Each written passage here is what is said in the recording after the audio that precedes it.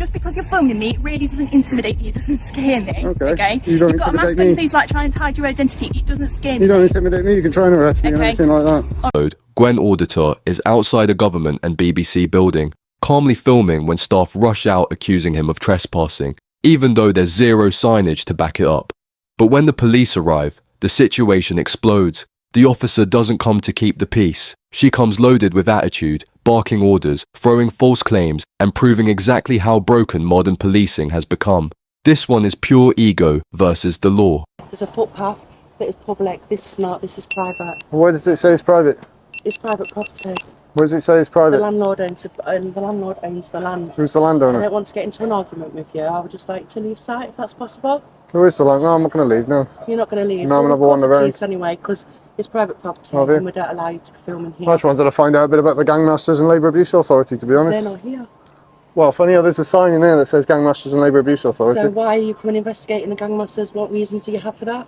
Because I find it interesting. You find it interesting? Yeah. So I've called the police.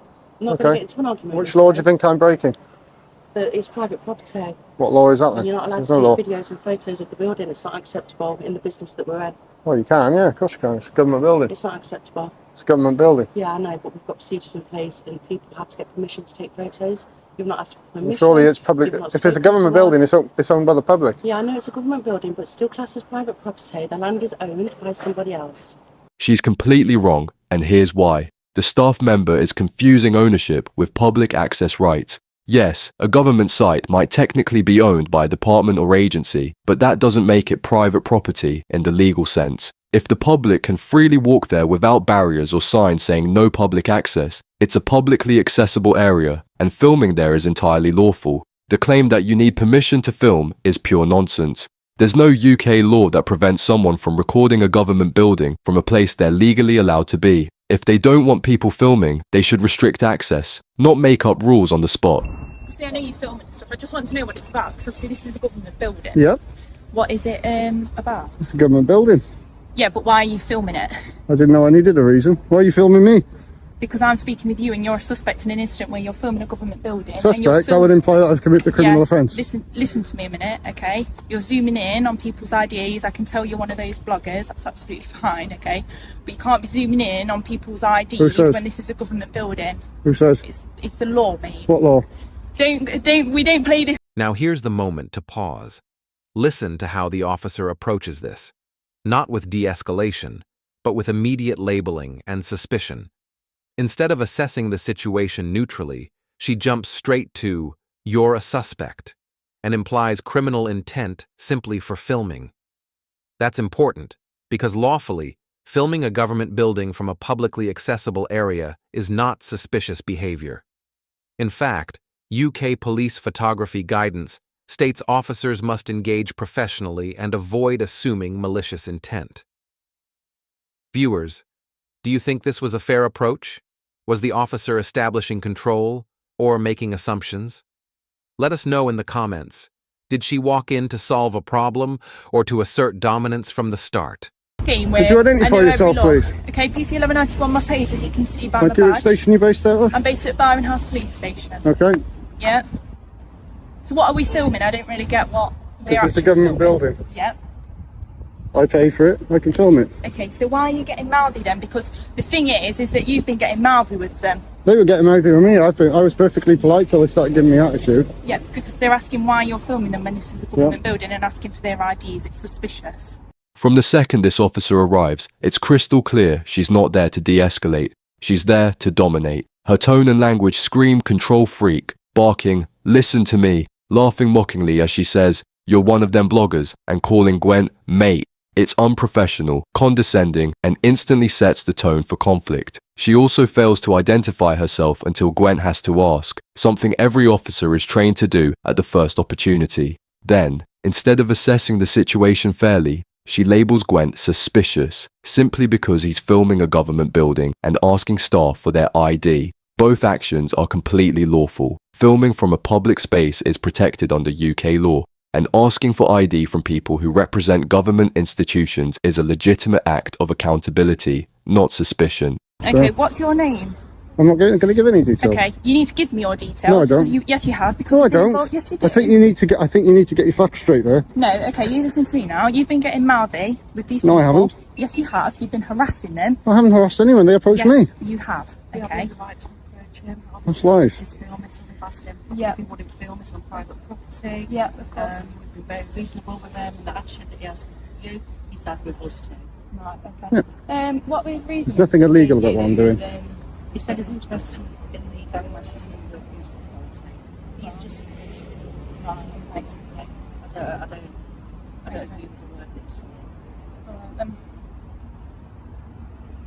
Okay. So we would like him removed. Is that Yeah. a possibility? Yeah, of course you can. Is there in a anything public place. threatening that you said? No, it's not been threatening. But obviously he's not corresponding with us. We've asked him not to video. I've given us the reasons, which are valid reasons why. He's become argumentative, and really, I'd just like him to be removed from site. This part really shows how misinformation snowballs when people don't understand the law. The staff member tells the officer that Gwent's been argumentative and filming in private, but neither of those claims hold up. There's no restricted access, no clear signage, and no legal barrier preventing him from recording. What makes it even more bad is that Gwent had already explained why he was there. He said he was filming for the Gangmasters and Labour Abuse Authority, a legitimate government agency that investigates labour exploitation and modern slavery. The GLAA works to protect vulnerable workers and hold exploitative employers accountable, so documenting a government-connected site isn't random or suspicious. It's purposeful and in the public interest. Why two vehicles on blue lights for somebody not breaking the law? Because I was told that you were being quite abusive to staff and you were filming a government building. Well, obviously so someone's in our lied to you control then, haven't they? system, it's grade 1, which means that we travel on blue lights and sirens. Okay. And it's 2 vehicles because we're in a car each, so it's actually only 2 officers. Okay. So do you have like a YouTube channel or something? You know, you were a bit hostile with me to start off with, demanding my details, so I'm not going to give you any information now, thank you. Are you, so I'm going to need you to leave the premises. Well, under what law? Pardon? Under it's what called law? under Section 35 Act, okay? So it's a dispersal order, and I need you to leave this area, okay? Because people don't want to hear. You've been causing trouble. You've been shouting at them. And I haven't been causing any trouble. Yes, you You're have. lying Okay, now. stop being argumentative with Stop me. giving me attitude, no. No, you've given me attitude from the start, which is on my camera and yours What, as well. demanding my details and things like that straight so off the you bat? need to move your stuff. Come on. Hey, what are you doing? I'm not taking anything. I'm walking with you. Fine. This was a complete misuse of Section This is where protocol truly matters. Section 35 dispersal powers are only lawful when there's reasonable belief of harassment, alarm, distress, or crime. But none of those elements were present. Instead, the officer used it more like a "because I said so" command. That's a dangerous precedent, because police powers require legal grounds, not emotional reactions. If an officer claims a law, they must state it. That's basic procedure. And yet notice how quickly it turns from legal authority to personal frustration. Question for the viewers. Should officers receive refresher training on public access laws and photography rights? Or do you think this type of encounter is happening more often than we realize? 35. That power is reserved for situations where someone's behaviour is likely to cause harassment, alarm, distress, or contribute to crime or disorder.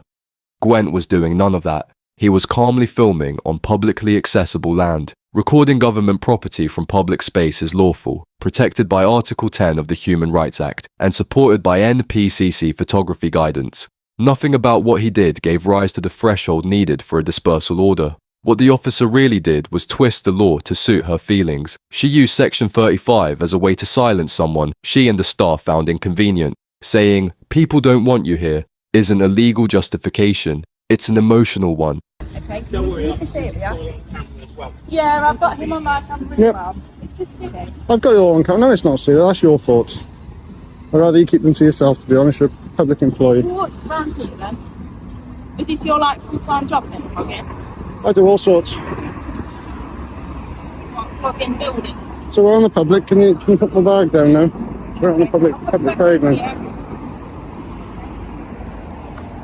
So don't want you round that private property anymore, okay? If you are caught there again, I will come back and you can be arrested for it, okay? Do you understand that? I'm giving you a warning for this now. I'm being quite reasonable with you. Okay, can you tell me which act and which section that is, please? It's under Section 35 Act, but at the minute, I'm giving you a warning. Section 35 of what? Yes, it doesn't matter what. No, it does matter what. No, okay. This is end of now, okay?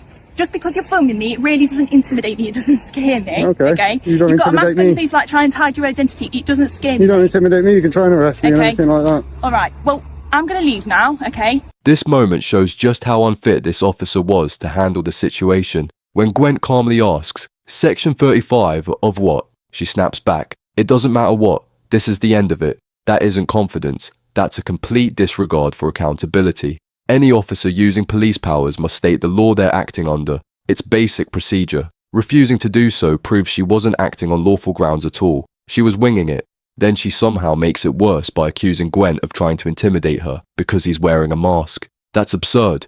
Masks are entirely legal, and his was clearly for privacy, not threat.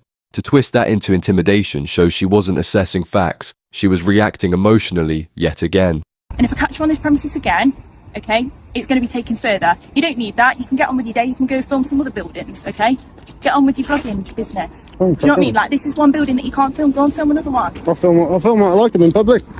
But that's a private property that you've been on. Yeah, it's publicly accessible. Section 33 of the Criminal Justice Act 1972. Okay, well done. However, the bit that you were on was part of private land, so you just weren't allowed on that bit. Okay? What, it's not government That was the property, is issue. it? Huh? Is it not government property? That bit is government property. Well, it's public property, However, isn't it? no, it did not in this instance, just because of whatever goes on in there, and I've already had word in it. Alright. So just because it's a government building doesn't necessarily mean it's always accessible to the public. Well, Okay. I didn't see any signs or anything, Constable. I I appreciate that, and whatever it might have been, we've just tried to sort it out as the lowest level that we possibly can. Okay, No problem. which is why we've just asked you just to move away from the building and just not. See, that's just fine. not If film your from colleague here, had asked alright? as politely as you are That's right what I now. did in the first No, you place. didn't. You give me attitude. You give me lip. You're acting like you're acting I'm stupid. not So interested in either side now. As long as it's all resolved and we can just move on peacefully and quietly. All right.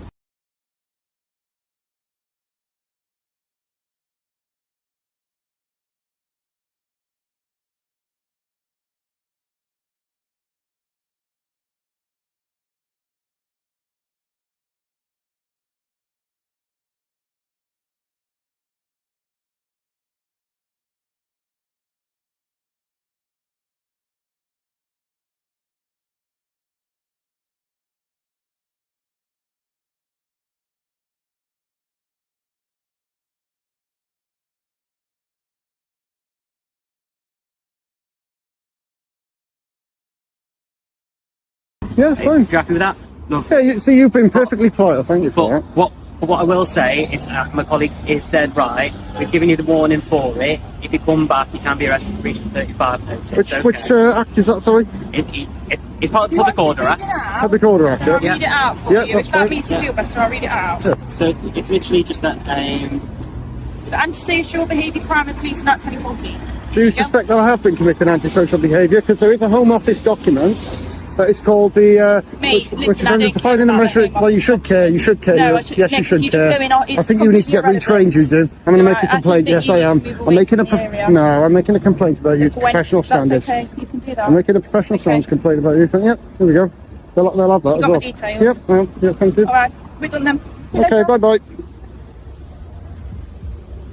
This part is the nail in the coffin for that officer's attitude. While Gwent calmly tries to explain himself, even referencing a Home Office document, she cuts him off mid-sentence with, "Mate, I don't care about it." It's pure arrogance. She's dismissing official guidance from the very department that governs her powers. Talking over him, mocking him, and refusing to even listen shows how little respect she has for the public. When Gwent tells her he's going to file a complaint with professional standards, it's the only logical move left, but sadly, as he later confirmed in his comment, it went nowhere. He received nothing but an automated response from Nottinghamshire Police, and no follow-up. That says everything. The system meant to hold officers accountable often just shields them instead. When a cop can behave like this, ignore policy, mock a citizen, and still walk away untouched, it's not just a failure of one officer, it's a failure of the system that protects her. From the very start, that officer treated Gwent not as a citizen with rights, but as a problem to be controlled. Her tone, her arrogance, and her refusal to even listen made a lawful, calm interaction spiral into chaos entirely of her own making. The real irony here is that Gwent remained calm, factual, and polite throughout. He knew the legislation, the limits of police power, and that clearly frustrated her. The more reasonable he became, the more unreasonable she acted. When her colleague stepped in, we instantly saw how the situation could have gone if she had even a shred of emotional control or respect for the public she's meant to serve. It showed how thin the line can be between good policing and outright abuse of authority. And honestly, if she carried that same attitude into any other job, she'd be sacked on the spot. Imagine a doctor talking to a patient that way, or a teacher speaking to a parent with that tone. It wouldn't fly. Yet somehow, in policing, behaviour like this gets shrugged off with an automated response and no accountability. That's the problem in a nutshell. Until officers like her face real consequence. What we saw here wasn't just a disagreement. It was a breakdown in communication, procedure, and respect for public rights. The filmer remained calm, cited legislation correctly, and stood within the law. But the officer responded with emotion instead of policy, turning a lawful audit into conflict. One officer escalated, another calmly resolved. That contrast says everything. Professional policing doesn't require aggression. It requires listening and knowing the law. If you found this breakdown as intense as we did, hit that like button, share your thoughts in the comments, and don't forget to subscribe for more real-life body cam breakdowns.